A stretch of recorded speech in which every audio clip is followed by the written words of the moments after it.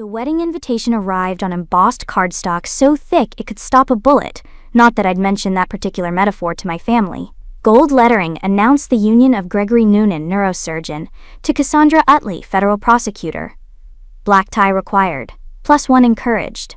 Below, in smaller print, a note in my brother's handwriting: "Cherie, please try to look presentable.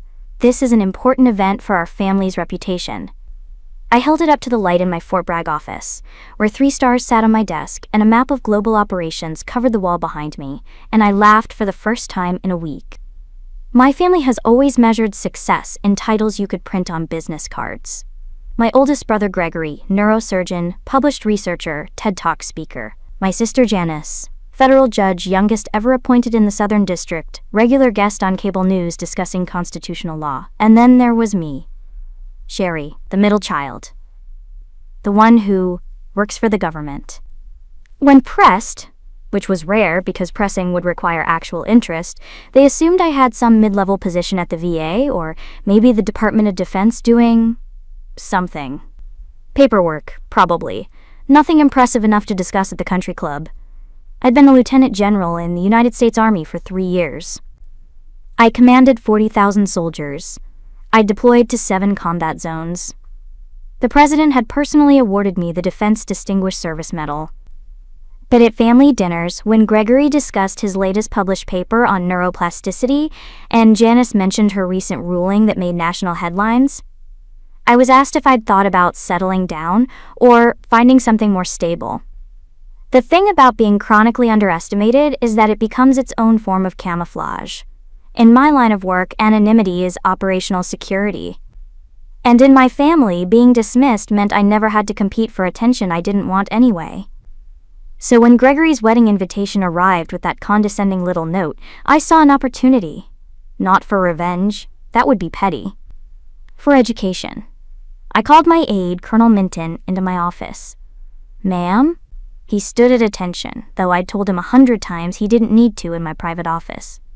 "I need you to make some calls," I said, studying the invitation. "My brother's getting married in Charlotte in 6 weeks, Saturday, June 15th. Congratulations to him, ma'am." "Thank you. I'm gonna need a guest list of every currently serving officer from Fort Bragg who'll be in the area that weekend. Cross-reference with anyone who has family in the Charlotte region or personal connections that would make attendance reasonable." Minton's eyebrow rose, the only sign of surprise he ever showed. "May I ask the purpose, ma'am?" "My family has never met any of my military colleagues. I think it's time to remedy that." A slow smile spread across his face. "Yes, ma'am. I'll have that list by end of day." "One more thing. Don't tell them I'm a general. If anyone asks about my career, tell them I work in military administration. Keep it vague." "Ma'am, with respect." "That's an order, Colonel." "Yes, ma'am." He was definitely smiling now. The 6 weeks before the wedding passed in the usual blur of briefings, operations reviews, and conference calls, with commanders scattered across 3 continents. I approved a training exercise in Germany, reviewed deployment rotations for the Middle East, and testified before a congressional committee about readiness levels. In my spare moments, I responded to my mother's increasingly frantic texts. "Did you RSVP? Are you bringing someone? Please tell me you're not wearing that old suit from Yanis's graduation." I responded with strategic vagueness. RSVP'd. "Bringing a colleague. Will dress appropriately." The colleague in question was Major Ybarra, my executive officer, who'd nearly choked on her coffee when I explained the plan. "You want me to come to your brother's wedding and pretend you work in administration?" "I want you to come to my brother's wedding and let him assume I work in administration. There's a difference." "This is deeply petty, ma'am." "It's strategically sound. There's a difference there, too." She'd agreed, of course. The opportunity to watch a 3-star general conduct a family operation was too good to pass up. The wedding was at the Charlotte Country Club, naturally. My family had belonged for 30 years, and my parents had spent significant energy ensuring everyone knew it. The venue overlooked a golf course, all rolling green hills and perfectly manicured fairways, the kind of place where wealth was displayed through aggressive understatement. I arrived with Major Ybarra at 3:45 p.m., 15 minutes before the ceremony. We were both in civilian clothes, me in a tasteful navy dress, her in gray. Nothing flashy, nothing that would draw attention. My mother intercepted us in the parking lot, moving at the speed of maternal anxiety. "Cherie! Finally!" "I've been calling." She stopped, eyeing Ybarra with the kind of assessment usually reserved for suspicious produce. "And you are?" "Major Deandra Ybarra, ma'am. Pleasure to meet you." My mother's smile went brittle. "A major? How nice. What branch?" "Army, ma'am." "So you work with Sherry? At the office?" I could see War fighting back a smile. "Yes, ma'am. Colonel Boone and I work together." The use of Colonel, my actual last name, which also happened to be a rank, was a nice touch. My mother heard Boone and moved on, her attention already fragmenting into a dozen other wedding logistics. "Well, welcome. The ceremony starts at 4. We've saved seats for family up front. Cherie, you're in the 3rd row. Your friend can sit in the back with the other guests." "Actually," I said, "I think we'll sit together. But the family section is probably full with Gregory's important friends. It's fine, Mom." She looked like she wanted to argue but was too stressed to commit to the fight. "Fine, whatever. Just please try to be visible at the reception. People will be asking about you." "Will they?" "Don't be difficult." She hurried off, already on her phone, managing some crisis involving the flower arrangements. Ybarra waited until she was out of earshot. "This is going to be amazing." "Settle down, Major. We're here to observe." "Yes, ma'am. Observe the hell out of this situation." The ceremony was exactly what you'd expect from two high-achieving professionals marrying at a country club. Tasteful, expensive, and somehow impersonal, despite all the personal vows. Gregory stood at the altar in a custom tuxedo, looking like he was about to deliver a keynote address rather than get married. Cassandra walked down the aisle in a dress that probably cost more than a staff car. Janice sat in the front row with her husband, both of them radiating the kind of success that required an audience. My parents sat beside them, proud and perfectly positioned for the photographer. I sat in the back with Ybarra and counted the military personnel scattered through the crowd. Colonel Minton had done excellent work. I counted at least 15 officers, all of them having found legitimate reasons to be in Charlotte this weekend. Some had family here. Others had fortuitously scheduled leave. All of them were people I'd worked with over the years, people who knew exactly who I was. And all of them had agreed to play along. "Is that Colonel Jarvis?" Ybarra whispered. "Fort Jackson. He's visiting his daughter at UNC Charlotte." "And Major Layton?" "Her sister lives in Asheville, 2-hour drive." "You've assembled an entire unit for this operation." "I prefer to think of it as encouraging inter-service networking at a social event." She snorted. "You're enjoying this way too much, ma'am." Maybe I was. But after 25 years of being treated like the family disappointment, I'd earned a little enjoyment. The reception began at 6 p.m. in the club's ballroom. Crystal chandeliers, silk table linens, a live band playing jazz standards that cost more per hour than most people's monthly mortgage. 300 guests milled around, drinking champagne and making the kind of small talk that passes for conversation in circles where everyone's measuring everyone else's net worth. I found my assigned seat at table 12, notably not the family table, which was positioned front and center like a display of successful breeding. My parents sat there with Gregory and Cassandra, along with Janice and her husband. The table placard read, "Family of the Groom." Table 12's placard read, "Extended Family and Friends." Subtle. "They put us with the B team," Ybarra observed, settling into her chair. Perfect positioning, good sightlines of the whole room, close enough to the action but not under direct observation. Quote, "You're using military tactics to analyze wedding seating arrangements. The fundamentals apply everywhere, Major. Our table mates included a cousin I'd met twice, an uncle who didn't remember my name, and 2 of Gregory's medical school friends who were deep in conversation about a surgical technique I neither understood nor cared about. The cousin, Brittany, I think, leaned over with a sympathetic smile. "I heard you work for the government? That must be nice." "It keeps me busy." "What agency?" "Defense Department." "Oh, like a contractor? My neighbor's husband does something with that. Makes good money, I hear." Ybarra kicked me under the table. I kept my expression neutral. "Something like that. Well, good for you." It must be hard, being in a family of such high achievers. Gregory's a neurosurgeon and Yanis is a federal judge. I mean, that's incredible, but everyone finds their own level, right? I smiled. Right. Across the room, I watched Colonel Jarvis arrive and find his seat at table 8. Major Layton was at table 15. Colonel Minton, who'd driven up from Bragg specifically for this, was at table 19, near the back. They were all in civilian clothes, all blending in perfectly. All waiting. Dinner was served, filet mignon, and Chilean sea bass, because of course it was. The speeches began around 7:30 p.m.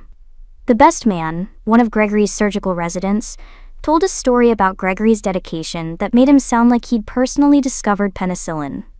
The maid of honor, Cassandra's law school roommate, discussed her brilliance in court with the reverence usually reserved for Supreme Court justices. Then my father stood up.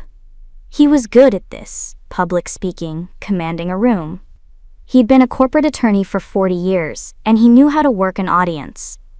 My son Gregory, he began, has always been exceptional. From the moment he was born, we knew he was destined for greatness. His intelligence, his dedication, his commitment to excellence, these are the qualities that have made him the man he is today. Applause. Gregory smiled modestly, accepting the praise like a man who'd heard it his entire life and believed every word. And his bride, Cassandra, a federal prosecutor, brilliant legal mind, already making her mark on the judicial system. Together, they represent the very best of what this family stands for: achievement, excellence, and contribution to society. More applause. Cassandra raised her glass graciously. My daughter Janice, Dad continued, followed a similar path. Federal judge at 36, a trailblazer in constitutional law. She's made us so proud. Janice nodded, accepting the recognition with the practiced humility of someone who knew exactly how impressive she was. Then my father's eyes found me at table 12. His smile didn't quite reach his eyes. And of course, our Cherie is here as well. She works for the government. In administration. We're glad she could make it. Polite applause. Sparse. Cousin Brittany patted my hand sympathetically. I smiled and raised my glass. Around the room, I saw military personnel sitting up straighter. Colonel Jarvis caught my eye. I gave him the slightest shake of my head. Not yet. The DJ took over after dinner, playing upbeat music that got people on the dance floor. I stayed at my table, making small talk with Brittany about her real estate career and nodding along while the medical school friends discussed hospital politics. Around 9 p.m., the DJ called for a special moment. Ladies and gentlemen, his voice boomed through the speakers, we're going to take a moment to recognize the family members who gathered here today to celebrate this union. When I call your relationship to the bride or groom, please stand so we can give you a round of applause. He started with the parents, thunderous applause for both sets. Then grandparents, then siblings. The groom's brother, the DJ announced, reading from a card someone had prepared, Gregory Noonan, a distinguished neurosurgeon who's published over 40 papers in peer-reviewed journals. Gregory stood, waving as the crowd applauded. He looked pleased, like this was all part of the expected celebration. His sister, Janice Boone, a federal judge serving on the Southern District Court, already making history with her rulings on constitutional law. Janice stood, accepting the applause with gracious humility. The crowd loved it. Then the DJ looked at his card and his expression shifted, confusion, maybe, or uncertainty about what he was reading. And, he paused, looked at Gregory. His other sister, she's here too. He gestured vaguely toward the back of the room, nowhere near where I was actually sitting. The applause was polite, scattered, the kind you give because social norms demand it, but you're not quite sure what you're applauding for. Gregory sat down quickly, his face tight with what I recognized as embarrassment. Not for me, for himself, for having a sister who couldn't be properly categorized and celebrated like his other successful sibling. Ybarra leaned over. Ma'am? Wait. The DJ was shuffling his cards, preparing to move on to the bride's family when Colonel Jarvis stood up. He didn't say anything. He just stood at attention and saluted. Sharp, precise, holding it. The room noticed. Then Major Layton stood, saluted. Then Colonel Minton. Then every single military officer in the room, 15 in total, scattered throughout the ballroom, stood at attention and saluted, their eyes fixed on me at table 12. The DJ stopped talking, the music cut off, 300 people turned to stare. I stood up slowly, returning the salute. The officers held theirs, unwavering. The DJ stammered, I didn't know, I'm sorry. Then he literally ran away from the microphone, disappearing into the crowd like he'd been given orders to evacuate. The silence was deafening. Colonel Jarvis broke protocol first, walking over to my table. The crowd parted automatically, the way people always do in the presence of authority they suddenly recognize. General Boone, he said, loud enough for nearby tables to hear, thank you for inviting us to this celebration. It's an honor to be here. Thank you for coming, Colonel. The word general rippled through the crowd like a shockwave. Ybarra had her phone out, pulling up my official military biography, the public one, the one anyone could Google if they'd ever bothered to look. She angled it so the medical school friends at our table could see. Lieutenant General Cherie Boone, one of them read aloud, his voice carrying in the silence. Commanding General, 18th Airborne Corps. Defense Distinguished Service Medal. Silver Star. 3 combat deployments. He looked up at me. You're a 3-star general? Yes. Cousin Brittany's champagne glass slipped from her hand. It hit the table and rolled, spilling golden liquid across the white silk tablecloth. No one moved to catch it. At the family table, my father had gone pale. Gregory's face cycled through several emotions. Shock, confusion, and something that looked like betrayal, as if I'd deceived him by not correcting his assumptions. Janice was on her phone, clearly Googling me. Her expression changed as she read, from skepticism to disbelief to something that might have been shame. My mother just stared, her hand over her mouth. The officers were still standing at attention. I nodded to them at ease. They sat, but the message had been delivered. The DJ had been replaced by the band leader, who was frantically trying to figure out what to play. He settled on, quote, God Bless America, which felt a bit on the nose, but I appreciated the effort. Gregory stood up, his neurosurgeon's composure cracking. Cherie, Don't. I kept my voice level, conversational. You don't need to say anything. But I didn't know. You didn't ask. There's a difference. He flinched. You never told us. I told you I worked for the Defense Department. I told you I'd traveled for work. I told you I'd served overseas. You heard what you wanted to hear. But a general. 3 stars, Janice said, still staring at her phone. Oh my God. You command? How many soldiers? About 40,000. Brittany made a small sound. The medical school friends had gone silent. You let us think? Gregory couldn't finish the sentence. I let you think what you wanted to think. It was easier than fighting for recognition I didn't need from people who weren't interested in giving it. My father found his voice. It came out hoarse. The things we said were revealing, I finished, about what you value, about who you think deserves celebration. Cassandra, the new bride, was gripping her champagne flute so hard I thought it might shatter. I'm a federal prosecutor, she said, like she was trying to reassure herself. That's important work. It is, I agreed. So is neurosurgery. So is being a federal judge, but apparently working in administration wasn't important enough to ask about, even though I've been doing it for 25 years. Colonel Minton appeared at my elbow. General, if you're ready to depart, I have a car waiting. I looked around the ballroom, 300 people staring. 15 military officers watching with barely concealed satisfaction. My family frozen at their table, their perfect celebration shattered by the truth they'd spent decades avoiding. I think we're done here, I said. Ybarra stood with me. As we walked toward the exit, the military personnel stood again, not saluting this time, just standing in respect. The rest of the crowd parted automatically, that instinctive deference to rank even from people who'd never served. At the door, I paused and looked back. Gregory was still standing, his mouth opening and closing like he was trying to find words that wouldn't come. Janice had her face in her hands. My father looked like he'd aged 10 years in 10 minutes. My mother was crying silently, her perfect makeup running. The wedding photographer, bless his heart, was still working. He'd captured the whole thing. The salutes, the shock, the family's collapse. Those photos would tell a very different story than the one my family had planned. General? Yubara prompted. Let's go. In the car, a civilian sedan, nothing flashy, Yubara finally let out the laugh she'd been holding back. Ma'am, that was the most beautiful thing I've ever witnessed. It was educational, I corrected.